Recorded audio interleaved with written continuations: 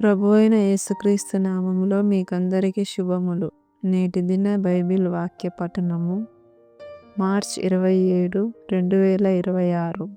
నిర్గమకాండము 36వ అధ్యాయము. పరిశుద్ధ స్థలము యొక్క సేవ నిమిత్తము ప్రతి విధమైన పనిచేయ తెలుసుకొనుటకై యెహోవా ఎవరికి ప్రజ్ఞా వివేకములు కలుగజేసెనో అట్టి బెసలేలును అహోలియాబును మొదలైన ప్రజ్ఞావంతులందరూ యెహోవా ఆజ్ఞాపించిన అంతటి చొప్పున చేయుదురనెను.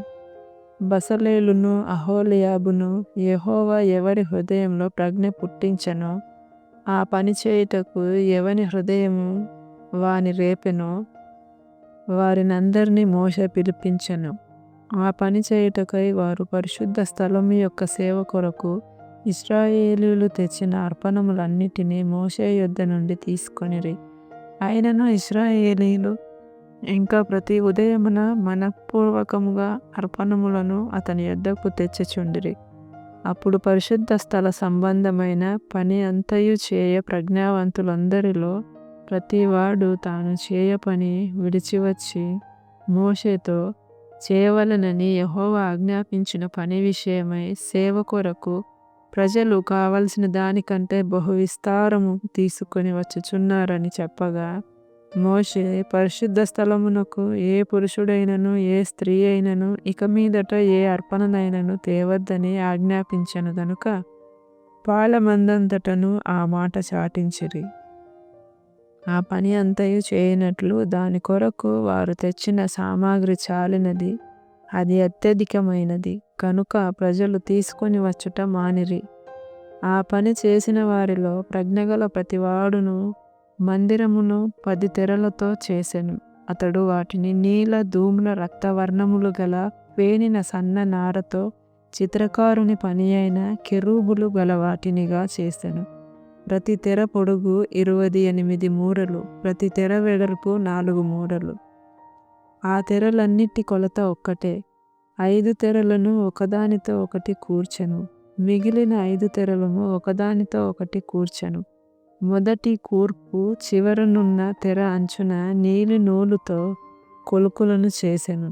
రెండవ కూర్పున వెలుపటి తెర అంచున అట్లు చేసెను. ఒక తెరలో 7 కొలుకులను చేసెను.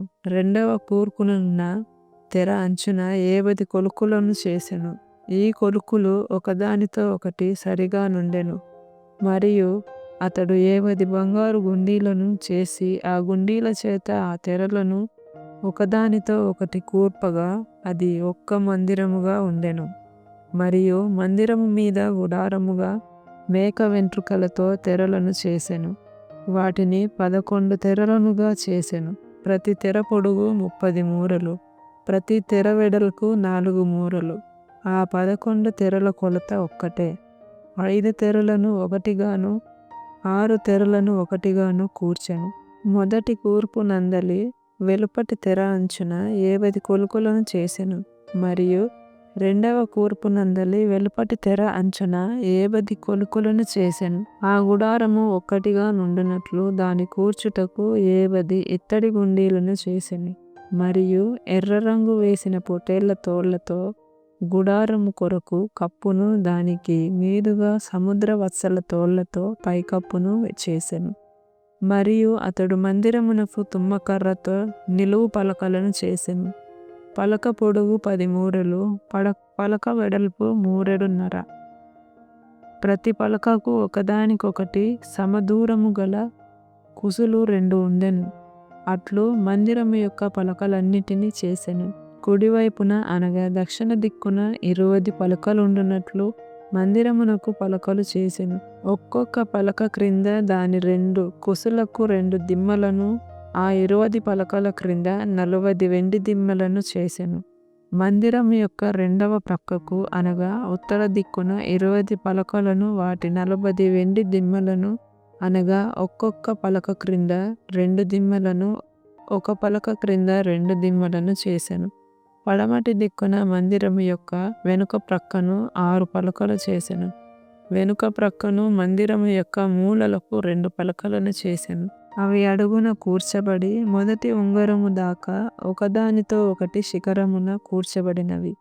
అట్లు 2 మూలలలో ఆ 2 పలకలు చేసెను. 8 పలకలుండెను.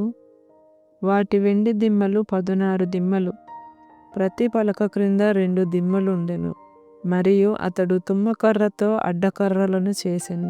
మందిరము యొక్క ఒక ప్రక్క పలకకు 5 అడ్డకర్రలను, మందిరము యొక్క రెండవ ప్రక్క పలకలకు 5 అడ్డకర్రలను, పడమటి వైపున మందిరము యొక్క వెనుక ప్రక్క పలకలకు 5 అడ్డకర్రలను చేసెను. పలకల మధ్య నుండు నడిమి అడ్డకర్రను ఈ కొన నుండి ఆ కొన వరకు చేరియుండ చేసెను. ఆ పలకలకు బంగారు రేకులు పొదిగించి వాటి అడ్డకర్రలుండు వాటి ఉంగరములను బంగారుతో చేసి అడ్డకర్రలకు బంగారు రేకులను పొదిగించెను. మరియు అతడు నీల ధూమ్ర రక్తవర్ణములు గల అడ్డతెరను పేనిన సన్న నారతో చేసెను. చిత్రకారుని పని అయిన కెరూబులు గలదానిగా దాని చేసెను. దాని కొరకు తుమ్మకర్రతో 4 స్తంభములను చేసి వాటికి బంగారు రేకులను పొదిగించెను. వాటి వంకులు బంగారువి.